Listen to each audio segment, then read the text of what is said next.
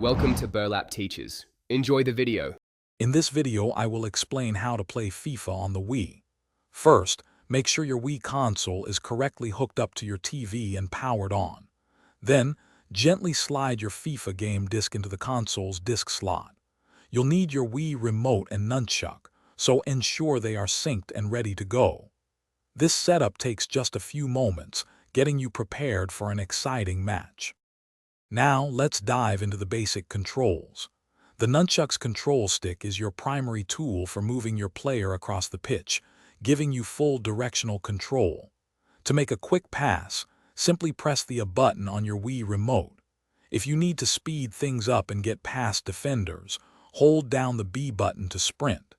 These fundamental actions are crucial for effective gameplay. Taking a shot on goal is exhilarating. To unleash a powerful strike, make a quick forward motion with your Wii remote. When defending, press the Z button on your nunchuck to execute a standing tackle and win the ball back. Remember to use the C button on the nunchuck to quickly switch control between your players, allowing you to react swiftly to the game's flow. To truly master FIFA on the Wii, dedicate some time to practicing free kicks and corner kicks. These set pieces can change the game. Don't be afraid to experiment with various team formations to discover what works best for your strategy.